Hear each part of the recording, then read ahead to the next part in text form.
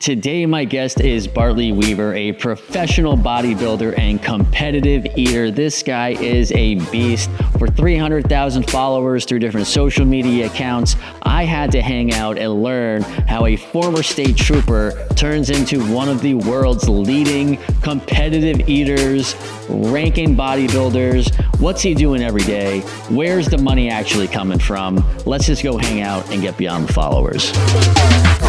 Well, Mr. Weaver, thank you so much for inviting me to the fitness sanctuary here. Oh, man, this is tropical iron paradise. Man, oh, man.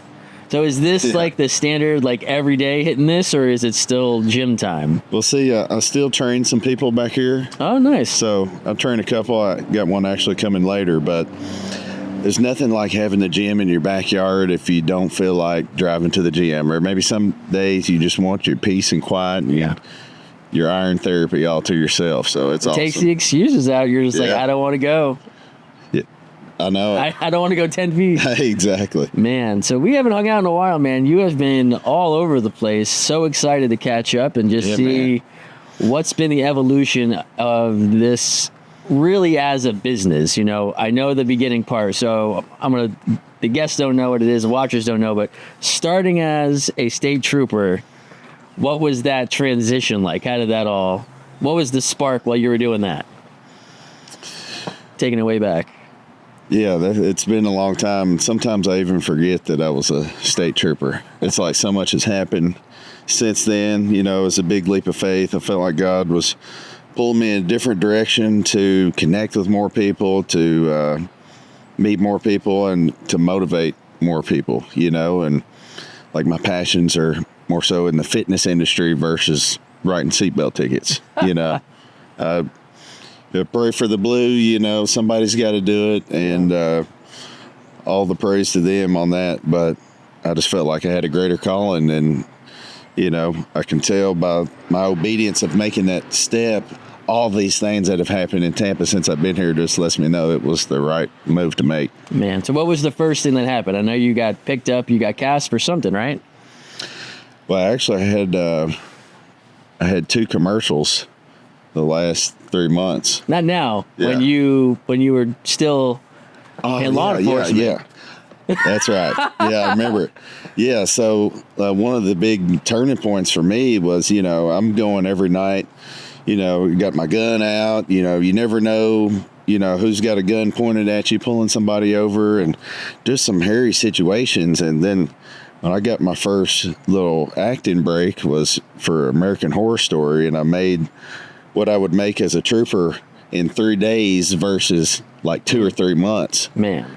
And I was like, man, this is way more fun than having a gun pointed at you. You know? Man, oh man. So after that happened, like what was the next step in the evolution? Because I was still just like, oh wow, all right, I can make money doing this stuff. But what was like the first step in like the leaping of faith of obviously I'm going to leave this and then do what? Well, I actually thought I was going to be in the telehealth space because I received an offer to be like the vice president of wellness. And it was like, hey, I just have to make cool videos, informational videos, basically what I do already, you know. So that kind of set me towards that. That fell in COVID, so it's like, all right, now it's up to me. Now, you know, I'm going all in on me, you know. So that's when I just started spreading out. I'm always trying to have something to look forward to. I think that's like my biggest piece of advice to somebody wanting to get in better shape, wanting to be better physically, mentally, emotionally, spiritually. You know, you gotta challenge yourself and build that discipline, and then you're going to have many different things that you want to be able to do. You know, just where does your passion lie? Yeah.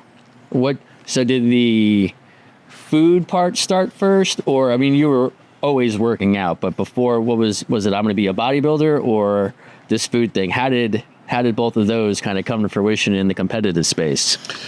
Well, probably, you know, I've been hungry my whole life, you know, so that was a blessing from the beginning. But, you know, I was real motivated after I got injured in college football.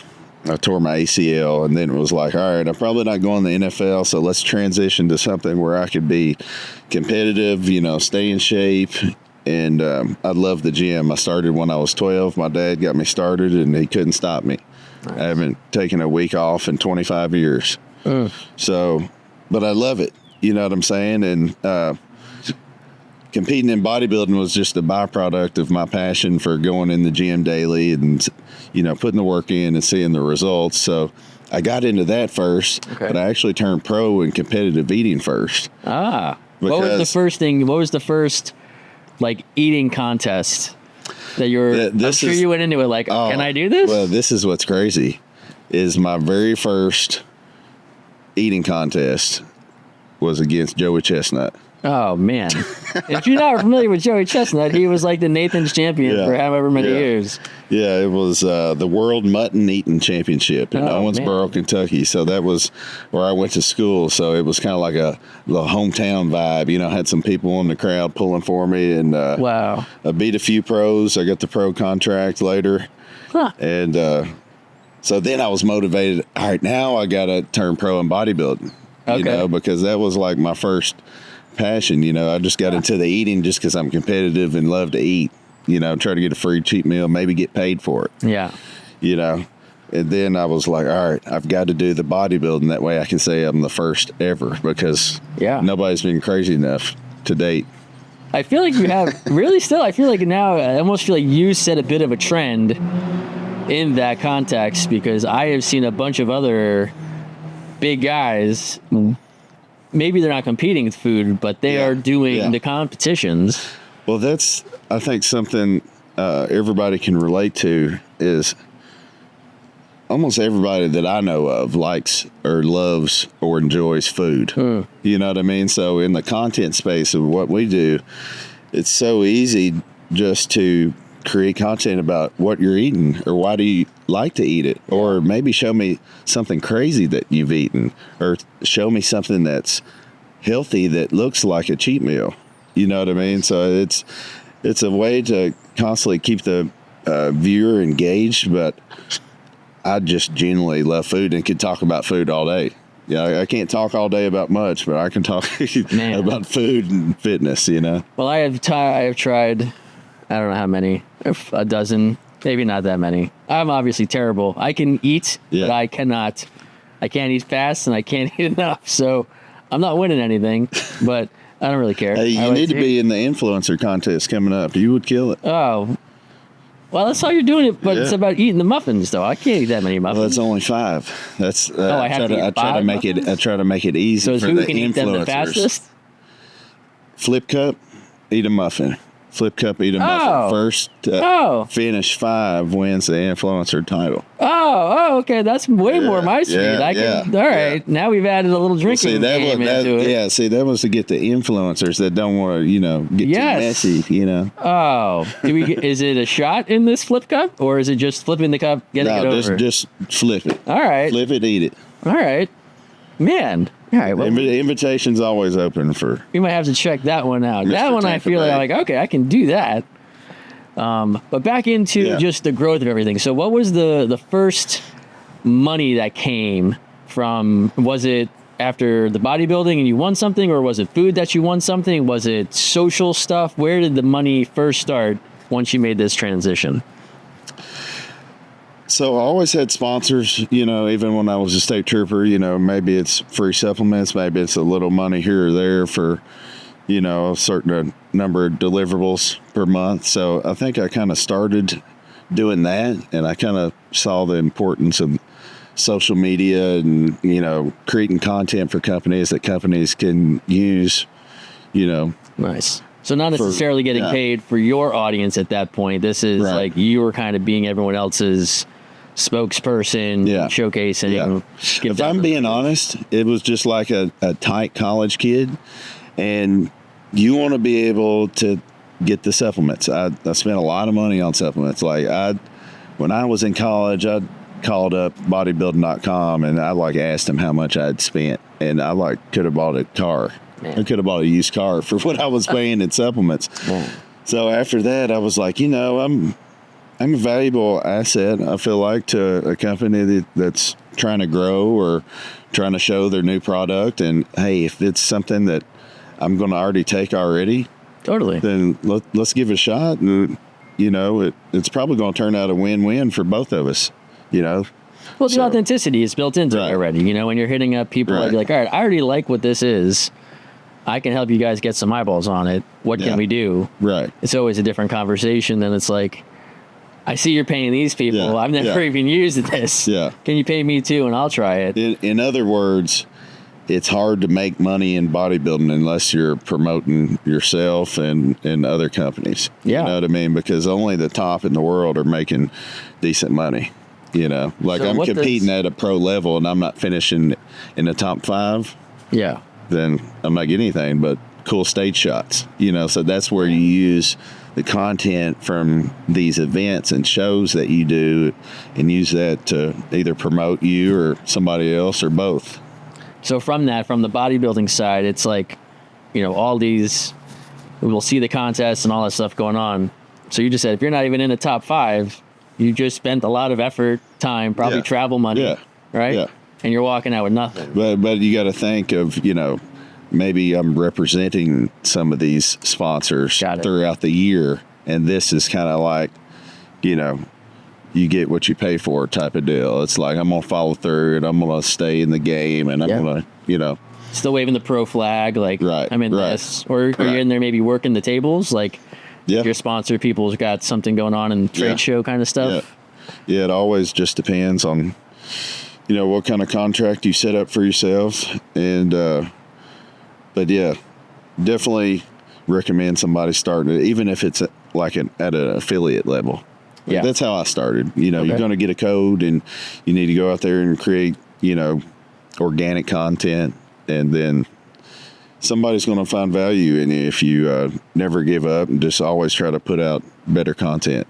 Do any of those affiliates that you got engaged with, did any of them do more like residual stuff, or is it mostly one time, like you send me the link, I buy it, but now I'm a customer and now I'm buying it every month? Are they doing, you got anybody that's doing some residual kind of stuff like that? Yeah, so I'm looking forward to my first residual check of all time, you know, with that FanDuel commercial that I did earlier. So I'm checking the mailbox every day. That's so cool, man. But, yeah, so that's going to be cool. Many different things, you know. I've got workout equipment that I represent, and, you know, so I kind of work that into my content. You know, I've got different recovery modalities, you know, basically everything that I use and I'm passionate about. Yeah. You know, try to get plugged in with them. And you had that chewing thing for a while, you know. Yeah. That was it definitely helped. You know, that was in my crazy competitive eating days where, you know, your jaw strength would dictate, you know, how long you could last in a contest. Go dig through his content. And what was it called? Jawzercise. Jawzercise. Yeah. It's like a little golf ball sized thing that you're chewing on. You get a pump right there. Man. The first time you did it, did you, like, the next day, you're like, wow, my cheeks hurt? Well, I started doing it because I did the World Pepperoni Roll Eating Championship in West Virginia. What? Pepperoni roll, but it wasn't like your pepperoni roll from like the gas station that's got the sauce and the cheese and everything in it.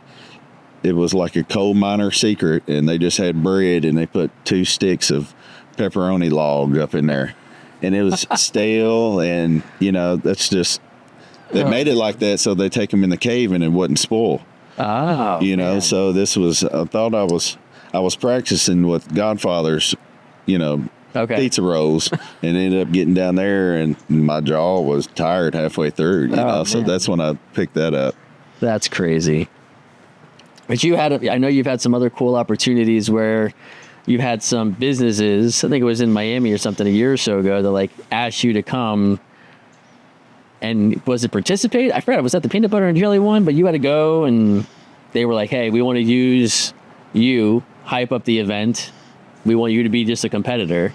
So there was some money in that, and getting that going. Yeah. Which is nice. Yeah, so that was the first ever eating contest at the Olympia that I was that I was able to promote. The president of the Olympia, you know, worked out with me and Derek Lunsford, Mr. Olympia, one day, and he was like, you know, with all these crazy stories you're telling me, like, you should do it. He said, I'll, you know, give you the opportunity to be the first eating contest ever there, you know, and it's super crazy because this was added to Mr. Olympia event. That's where. So you know, we worked out here in Tampa when he came in to shoot some content with Derek one day, and then, you know, Derek was telling him, you got to listen to this guy, you know, because we ate hot dogs back here. I ate 42 hot dogs a week before Nathan's back here with Mr. Olympia, you know. I was like, you know, he was like, well, if you come do legs with me, then I'll come eat hot dogs with you. And we killed it. It was a jam-packed day. That is crazy. And you're not familiar with look, these are like some of the top fitness people in the world, competitors that he's getting to hang out with. And I didn't realize how many of them are. A lot of people are in Tampa, right? I mean, it's a pretty reasonable... That's one of the reasons why that I moved down, just because it was like, all right, you're an IFBB pro. What are you really doing with it? You know, because a lot of people turn pro and expect that they're going to start having money come in out of nowhere. No, nothing changes. You just have a card. You've got that title. Yeah, you got the card that you got to pay for once a year. You know, man, how much is that running? It's not too much, 150 or something like that. But damn, it's worth it. You know, it's something that I never knew that I would be able to attain, and so anything past getting it was like icing on the cake. That's awesome. You know, and I got to compete with Mr. Olympia this year in a contest. So nice. All glory to God that I've been able to compete with the best eater in the world and the best bodybuilder in the world. And that's what I do, you know. So that's all I can really ask for is that's awesome. To be in the mix with the best, you know. Like I remember, so after I dropped out of school and I was doing insurance, first month was awesome. It was like warm market stuff and made some money. And then the next month, like crickets. Yeah. And I was like, I'm a business owner. Yeah. Why am I not rich now? Like I set up a company. Oh, yeah. It doesn't, where's the rain? I thought it was a rain money once I have a business or I get a pro card or I set up a channel or I get monetized on YouTube. Someone's like, all right, cool. You've achieved it. You can now earn $20 for your, however many views you got going on. So we got some money coming in from eating and getting put out to just go do fun stuff.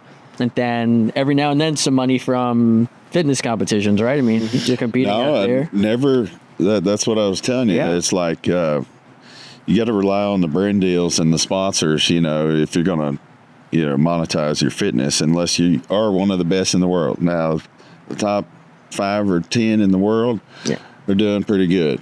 That's 5 people. You know? Not even percentage. Exactly. Like, if you aren't winning, man. Yeah. So, I mean, bodybuilding is starting to pay more. Cool. We've seen the highest years, the past few years that it's ever been. So it's like a lot more documentaries and stuff coming out too. Netflix, everything's growing. I think it's becoming more mainstream, and I'm honestly in it like the best time to be in it. You know, so it's been cool to watch all these YouTube bodybuilding programming. You know, and just it's super relative to me. You know, I'll be in there raccoon and eating a little too much and be watching something on the bodybuilding news. I'll be like, I better chill out. You know, I'm competing with him next week. You know, he looks pretty good. Oh man. And I think your audience has blown up in the last probably 12 to 18 months. I remember you were around like 100K and then blown up to almost over 300 now. So what do you attribute that to, and what has that led to? I feel like you did a lot of traveling and just all kinds of, like, every time I went online, it just looked like you had some cool opportunity that kind of came about. Yeah, I've always just tried to make the most of every opportunity, you know, and it's just, you know, you might go a little while with nothing cool happening, but as long as you keep grinding and stick to it, then something's going to line up around the corner for you. And I've just tried to build that momentum and ride that momentum, you know, like since I got my last commercial, you know, or really this whole year, I've had a few cool content grabs where I could stash some stuff on the back end, got the ESPN, NFL, and then did the FanDuel, and then did WWE and Cricket Wireless most recently. So, just trying to get out there, trying to get more eyes, doing the stuff with the Olympia this year helped me a lot because they've got,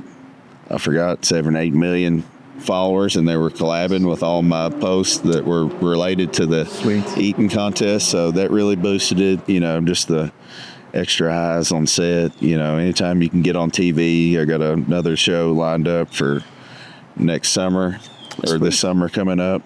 And just never waste an opportunity. Yeah. So you had a couple cool boosts. You had the Olympia thing, and then even before that, what kind of spawned off some other stuff was you had something going on with The Rock, right? But yeah, that was, I started out with the Tennessee Titans as the mascot for the Titans, and trying to ride that momentum.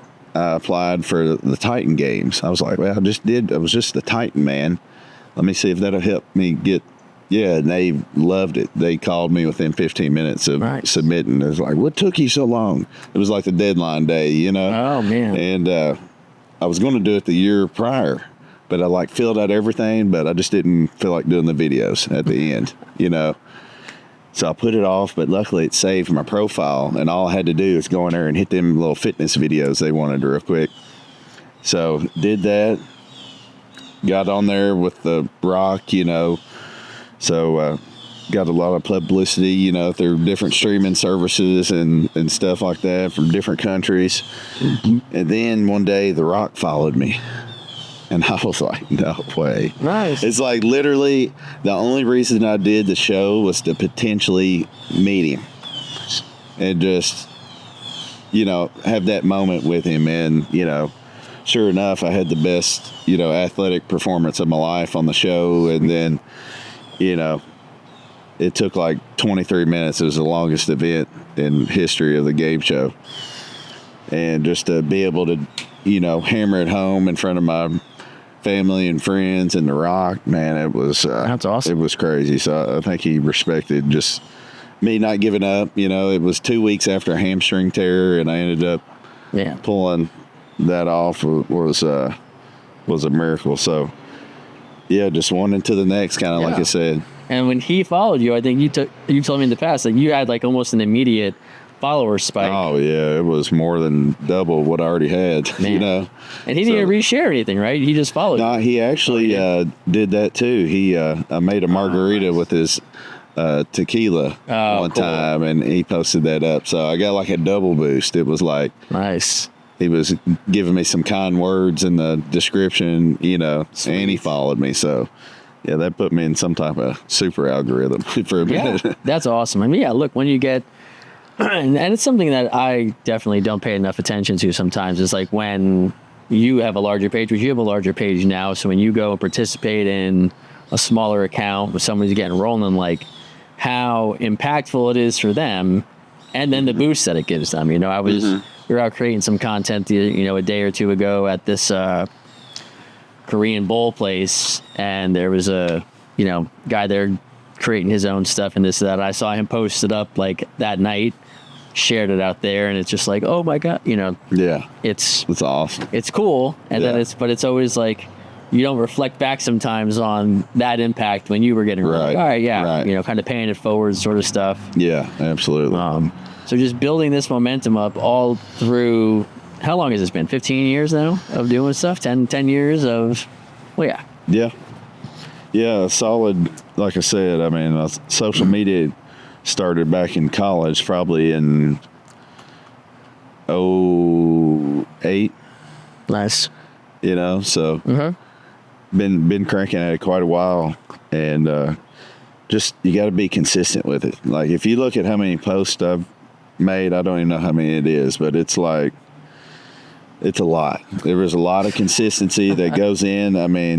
Sometimes I've thought to myself, what other job could I have worked with all that time that, but it's what I love and enjoy doing. Yeah. I love doing it.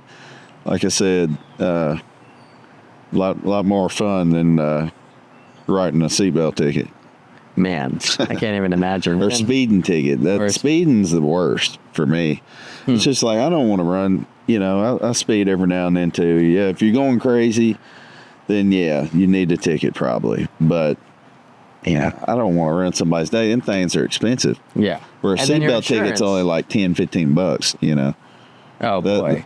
I got pulled over, like, I left the bank and was going like 2 blocks away, and I didn't put my seatbelt on. And he pulled me. I was like, dude, I'm literally going right. I left here. I had to do this. Yeah. And it was like $80 or $100. So I don't know. Maybe in Kentucky they're $10. Yeah. Not in Tampa. But you had made some money, I know, through some of the eating contests, right? I mean, you've done some bigger competitions. You're number 6 in the world. Yeah. Well, I got 5th at Nathan's. I think my last official world ranking was 7th, but that was after Nathan's, and then I stepped away after that. Yeah. You know, and so yeah, finishing 5th in the world at the Super Bowl of competitive eating was an awesome experience. I did it because I wanted to have my own intro on ESPN. You know, it's all, I always wanted to be a NFL player or something like that. You know, it's funny how God works. I want to be an NFL player, but I turned out an NFL mascot. And then then I want to be have my own ESPN clip. You know, maybe ESPN top 10 little moment. Instead, I get to come out. You know, when 4th of July.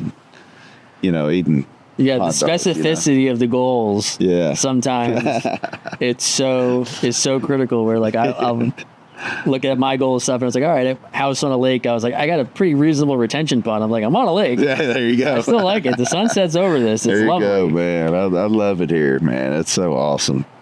So it's such a game changer, man, for me creatively. You know. Where I can come out in the backyard and make content any day, and it's more appealing to the eye. I don't care what you say. If, you know, somebody lives in a cloudy state this time of year, you better be finding some good lighting somewhere, or, you know, having a alternate plan on your content. So I want to get down here where I can make content anytime. So, you know, I think there's something about palm trees and sunshine that just set the algorithm off. You know what I mean? Look, I got plenty of friends making like content similar to mine, but it's mostly beach focused stuff. Yeah. And then all of it cranks up. I'm just like, all right, I got to be at restaurants more often. Yeah. I'm at like the beachy areas, and I don't want like the beachy restaurants. Right. They're doing well, but they don't really need as much promo. But yeah, sunshine, palm trees, water, beautiful. Views, it's all solid. Yeah, we're blessed, but for sure. You know, going from the eating, so when you did that, what does one make when they go and compete and they get number 5? Well, not that much. That's why I created my own league. Nice, because I want to try to do something bigger and better. I only got $1,000 for 5th in the world, and I mean, I trained 6 months every day, stretched my stomach multiple times. I mean, did everything you could think of, the jaw strengthening, just really try to be in the best shape of my life so I could, you know, put on the best performance. Because what's crazy is, you know, a lot of people think that, you know, just because you're fat, then you can eat a lot. And sometimes your fat can restrict you from eating a lot. Like if you're trying to eat competitively because you're you see a lot of these other people. A lot of people are fit now. Slim, you know, there's that you can breathe better. Little like tiny Asian girl I've seen over here that can destroy like 50 gallons of pho or something crazy like that. Yeah. But she's really small. I mean, I think she's like 5'2", maybe 100 pounds. I mean, it's like, you know, your physique, it doesn't seem like it's really correlated to the success in that competitive space. Yeah.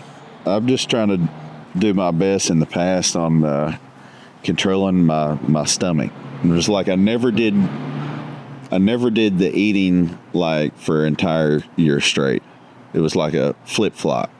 I would put on a little weight. It's kind of like I don't ever say I'm bulking or anything like that, just because I always want to stay presentable just for like commercials or something like that. But, I was able to eat more in the off season, train hard, get bigger, stronger, build more muscle, and then when it starts to get a little too close to getting, a little puffy, at hand, then all right, it's time to start looking for some bodybuilding shows. So I always had something to look forward to, and each one kind of fed into the other, because I would diet and deprive myself of food. Yeah. And then that would create this hunger that was so crazy it could eat the house down. Yeah. So it was like back and forth. But now with me not training and trying to stretch the stomach as much, I'm just taking care of my body, and I put it through the ringer there for a while, and luckily still have good health, and I'm just grateful to do what I love. You know? So what is that now? So you've got your own league that's kicking off. You got events coming up. So from the day-to-day, from what's the financial picture at this point, as far as like, all right, here's where money's coming from, here's the different buckets, and then here's what I got to do every day to keep those leveling up. Yeah. So my brand deals and stuff are getting bigger. Sweet. Just with the recent exposure. And you got more leverage when you're doing stuff, that's nationally televised. Yeah. So I always encourage people to try to, go that route if they can. So the eating league is taking off, extremeeatingchampionships.com.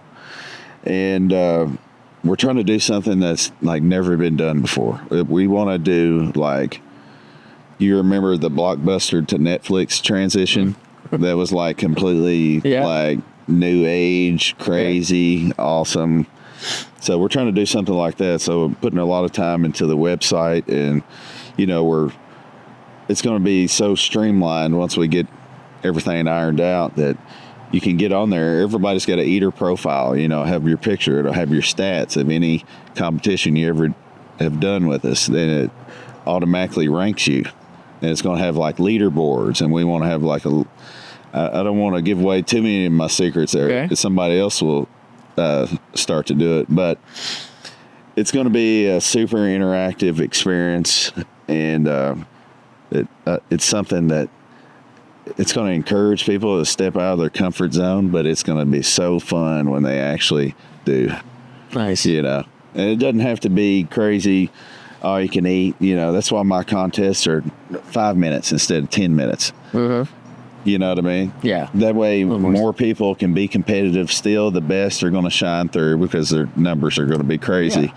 And then we're working in the influencers. That way we can raise more money for charity. Totally. And bring more sponsors in, so anything I'm kind of getting now, I'm putting back into production. We're going to have spark machines, and like to have some other stage effects coming soon, and just really building the hype and everybody having fun with it. And I think there's so many different avenues that we can take this thing, whether it be something edible for sale on the website, and we'll start running that and being able to do challenges and contests with that, possibly some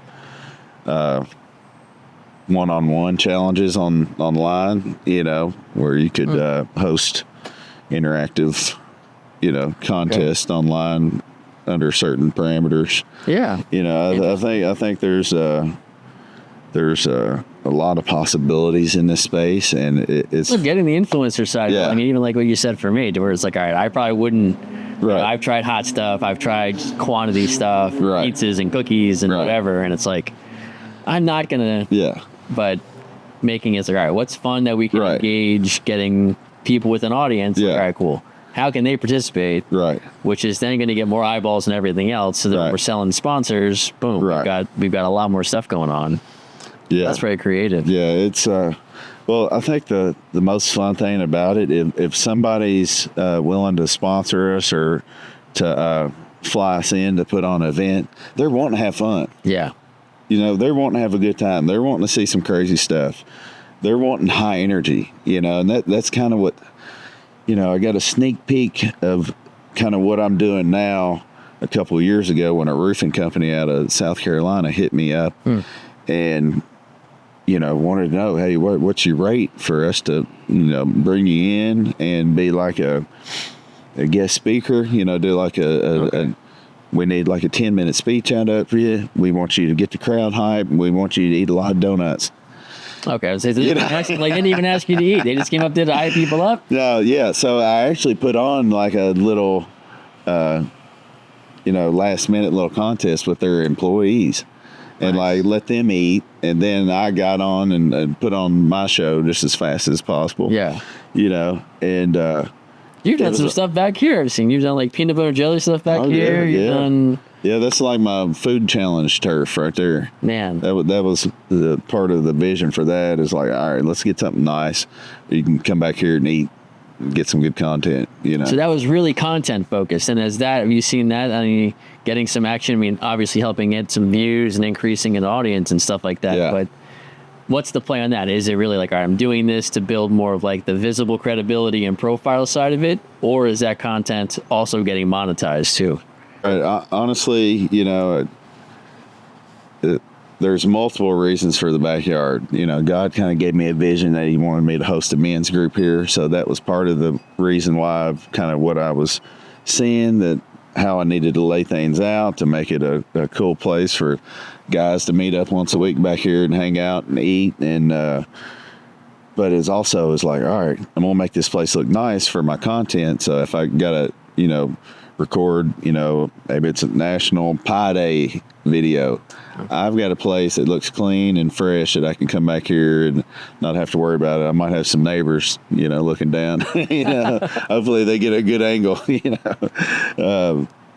but just having the spot has been crucial for me, because I lived in a 1-bedroom apartment for, most of my adult life. And now I finally have a backyard of my own. So just being able to utilize that, maybe it's some type of apparel. Maybe I just come out here and set my tripod up, hit the video, and just do a few little poses, Nice. And screenshot that. Then I've got my, apparel post required for the month, Sweet. But yeah, I'm just one day at a time, man, and I'm having a blast, and I'm so blessed to be here and be doing something that I really care about and be always working on something. I'm always busy with something. Like I had the audition while y'all were when y'all first got here, but it's just something that motivating to keep me going, and definitely will keep me in the best shape of my life. After getting the commercial, it's like, all right, they only picked me because I was in shape right there. Yeah. Otherwise might have not got it. It goes the other way. Sometimes they're not looking for a guy in shape, Yeah. That's a good thing about acting, is there's always a use for every look, Yeah. They're going to need the old guy, they're going to need, we're going to need whatever you've built. Is like, all right, that's the right fit for what it is that we've got going on. But you don't get it if you don't try it. And that goes with everything in life. You're not going to get anything. We're not competing for the same part. Right. Man. I gotta even shout out to Tweeds who made me a suit. They made me a Mr. Tampa Bay suit where it's like, it's a beautiful suit, but it's like, this is how your body is going to look forever now, unless you're getting a new $2,000 or $3,000 suit. You can't gain anyway. Your pants aren't going to fit. I hear you. Don't get whatever. Like I'm going to, worry about getting paid. Hey, well, listen, you got a unlimited pass back here anytime you want to hit it. Oh boy, we got to get you out. Come do some. Well, I don't know about your back problems, but we're out on the stairs. I'll be good. Stairs every Thursday, baby. Oh, where at? Over at Amelie, right by Bam Oyo Garage. Sure. Jam's come out. Jam's come out once. We're gonna shout out Jim Howard here. We're gonna have you out sometime. He came out one morning and he's like, I'm not doing this shit. It's like 45 minutes running up and down stairs. I don't need to do this. That's hardcore. Oh, that's our big day on Thursday, and Sunday riding bikes, and other days Jim's swimming. I love it. We got a bunch of different options here. It's what's awesome never ending, about it. man. It's so, whether it's Bayshore, we've got to try to hit up. I forgot this guy's name, but he's got a huge audience. I think 1 plus 2 million people. That he's just a guy running around Tampa. He's just a fitness guy, not even fitness. I think really just running. Yeah. I gotta find what it is. I've been looking for him, so I was like, I gotta track this dude down and see what's going on. American flag guy. Not the American flag guy. He's just the guy who's out putting on miles out there. Yeah. And I'm sure he's doing bigger competitions and long distance stuff. But that's the thing. All you need these days is a camera, guys. Yeah. Or a phone. That's all you need, really. A lot of the phone stuff, man, it's crazy how, and where was I just driving from? I just drove over from Dunedin back over here. And, you go drive over the causeway, which is beautiful view. And I think I passed like 3 people all like, selfieing it up and doing stuff where, there's a difference of, I think, going viral, producing content for the sake of producing it. And it's like producing it for the sake of, with an understanding, like, all right, I need to make me lifting and doing this and that because it's going to look better for the sponsor side of it. Like doing this stuff with purpose, where I think in the, I've had the chance to hang out with some young people, in my daughter's school. It's like when people meet me, they're like, oh, he's, I'm not even, we're building YouTube stuff. It's like, oh, he's a YouTuber. It's like, well, I got most of my audience everywhere else, but yeah, fine, I'm a YouTuber. But everyone's just trying to find these magic bullets. And I think that, because I've had even a lot of the parents ask me to like, what is the, can you talk about influence? Can you talk about this? It's like, I think it's like you got to find what you dig, and then you have to follow the money if you're going to make this something that's going to be financially viable. It's like fun can translate into money, but if you don't know where that money is flowing around, you can't necessarily have the fun that gets you in front of it. Where I reflect on this often, where, I think like, oh, what did you want to be when you were a kid? I was like, I kind of just want to play with my friends. Like, can I do that? And they're just like, well, you need to make money. I was like, all right, well, I still want to play with my friends. And somehow I figured this out, which has just been super cool.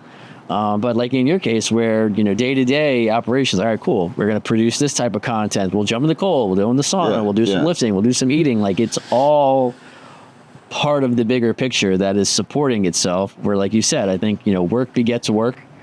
The more you're putting in and then setting up that game plan, I don't know if you ever find yourself in the more like idea wave side of things where you're like, I'm constantly coming up with new stuff, but there's all the other stuff that we already thought of. Like, all right, I need to execute that. I don't necessarily need to work on new. I got the plan. I got the vision. This is what needs to get done.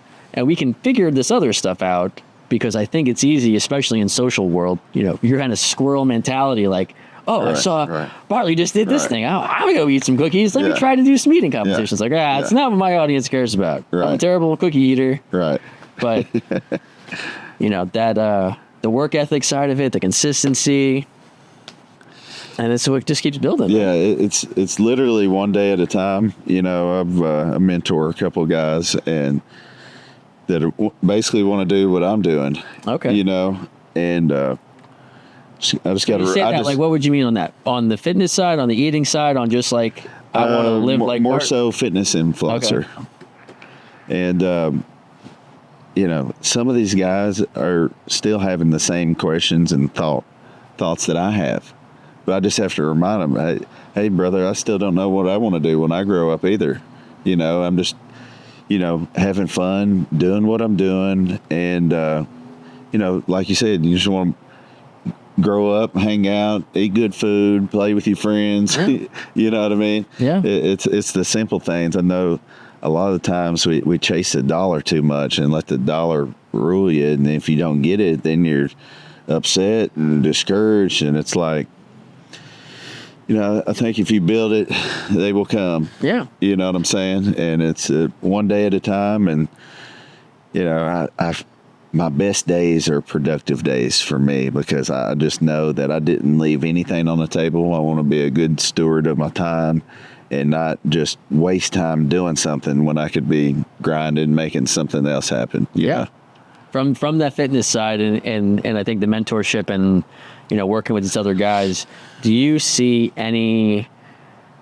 have you seen any shifts in the way that audiences are engaging, the type of content that's like, if I'm going to produce stuff for the fitness side of things, this is the content that I see or I think is going to perform better than what everybody kind of gets sucked into, where it's like, the showing of the sets. You know, all right, well, here's my routine for the day. Like, all right, there's a million people doing a routine for the day. How do you cut through the noise and get this to, you know, pop? Yeah.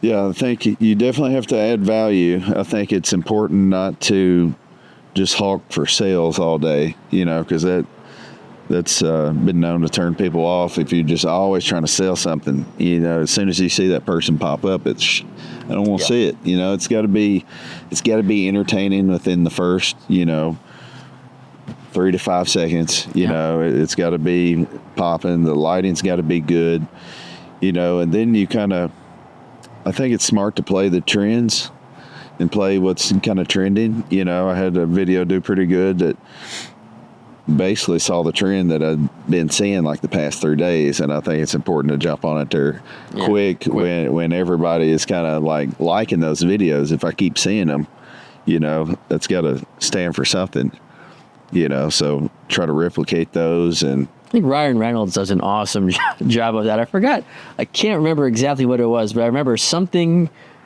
quite considerable happened, and I think he had a commercial out for his cell phone thing like the next day. Really? I'm like, that was, I'm like, he saw it or somebody on his team saw it and was like, we need to produce this now. Everybody to the office. That's crazy. And jumping on that kind of stuff where, you know, I think on my Mr. Tampa Bay YouTube channel, I don't know if I deleted it or not, but back when like Charlie Sheen had the craziness, however long ago, 20, whatever that was. Yeah. I remember I did a headline where it was like marketing with tiger blood. And it's just like, you know, figuring out, and look, when people try to get into, let's say, the local food scenes and this and that, they're like, how is it growing? How are you doing these things? How can I grow faster? Sometimes it's these little short spark trends that usually that, you know, that we'll all see where it's like, oh, it's going crazy on TikTok right now, or like 6'7", or like whatever, you know, craziness. But I'm just like, guys, go look at like every video that I've done or other foodie people have done locally. Like, what are the 20 places that have popped? Go do those, because they already proved that they're going to be amazing. Like the biggest taco or the crazy burger. Without we didn't go to that burger at El Chuzo. We did it at TNT. I'll say new. Bought into it though. Oh man, but it's jumping on, you know, finding out what works in that specific space that you're getting involved in, and finding your spin to it. You know, that headline. Right. You know, I think every episode that we've done of this so far, everyone's talking about like the headlines, guys. The first 3 seconds, getting it past that 7-second mark. Like, if you're not working on considering that stuff, it's like you're almost producing the content without it having that maximum potential. So that research beforehand. And I would like to get better on recycling some content, because I know you too. I mean, I've shot 100,000 videos, 100,000 over the past, 15 years. And there's just so much potential for, like, that's when the creativity kicks in. But you save them though. Yeah, like, we gotta save. Gotta save that. Do not ever delete stuff. No, I've got the biggest memory iPhone you can possibly get, and every time you can buy more storage, I buy more storage. You know what I mean? I will dump all of it into Dropbox, because then it's like my phone is just never ending. You're like, your phone must be crazy. I was like, dude, I'm dumping all of this stuff out, because after 2 months, you got a ton of stuff where you're like, you can't find anything, or I can't find anything. No, it is difficult. That's why I haven't done it as much. But I just know that, if I'm having a hard day trying to think what to post, I just go through the favorites album, and there's going to be something, visibly appealing in there. Totally. Look, we were chatting with one of my friends. She's got women's meditation podcast, and she's like, we will just basically recycle the podcast onto a different channel, tweak the headline. Interesting. Same everything. Yeah. And I remember asking her, I was like, is that, because I mean, if I just keep reposting, let's say the same thing on Instagram or wherever else, like, it's gonna flop eventually. Yeah. She's like, no, that's just like printing money right there, crushing it. So figuring out where to repurpose stuff. But look, I was hanging out with a friend, a foodie friend, and her and I are chatting. I was like, you have got an ungodly amount of resources and content. Like if you don't go out for like a week, 5 best this, remix that. And she's like, oh, I don't have any of that. And I'm just like, oh my God, you've deleted hundreds of thousands of dollars of just your time and possible revenue to where, look, part of why I wear the uniform is like, I can now reuse content. If I've been here 5 times, I'm wearing this 5 times, and I can splice all that together to where it's like the foresight to, you know, how are you going to repurpose stuff? Critical, man. But I appreciate you having me, man. It's so great catching up and learning about this business, and so excited. I'm going to have to look at the next influencer. You're going to have to send me that invite early. Yeah, we're probably going to try to do the Arnold Classic. I'm waiting to hear confirmation. Wow. But that's the thing is, that in Miami, or is that? That's in Columbus, Ohio. Okay. Yeah, that's Arnold's show that they've had like the past 30 years or so. And so I'm basically trying to bring the food to fitness, because all the fitness people love food. I mean, they're just like me. You know, anybody that's had to diet, you know, loves food, you know, is what I say. And I'm seeing more fitness bodybuilder looking dudes jumping in on the like food content, whether it's a lot or just showing off cool stuff. So I think you were part of the pioneering trend setting of like, hey guys, this can work, and it helps grow the audience. And I think it's another revenue stream. But I've got a little entertainer in me.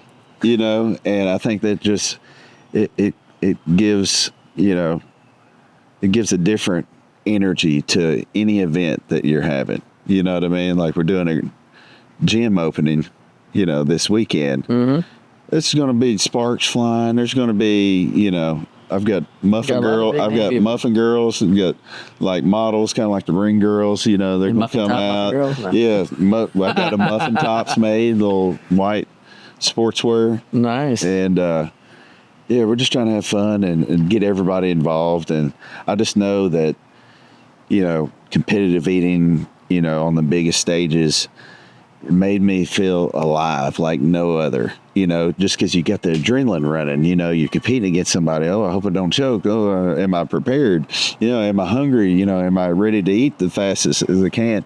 It was just a feeling that pumped so much adrenaline through me. I was just like, I just want other people to feel that, you know. That's crazy. I remember the few that I went to, I walked up, I was like, man, like, I don't want to do that. I don't want to do this. I already know I'm going to fail. Yeah, I know. Burning. You did the burger spot, right? You did? Yeah. Man, you did that in like, what, 3 minutes or something? You did some ridiculous time on it, which was, what is it, 6 patties?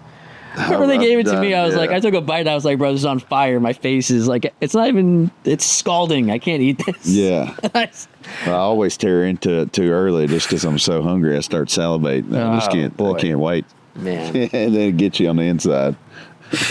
I can do spicy stuff, but not speed stuff. I'm done with spicy. You can have it.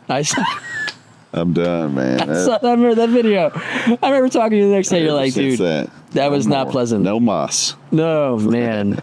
Dude, thank you so much. Congratulations on the success. Appreciate you having us out. Yeah, for sure. Welcome back anytime. We'll get us a workout in and get some, we'd probably put some food together over there. Let's do it, man. I've got about 200 muffins inside that we should. You can go practice. Man, tune in next time on Beyond the Followers.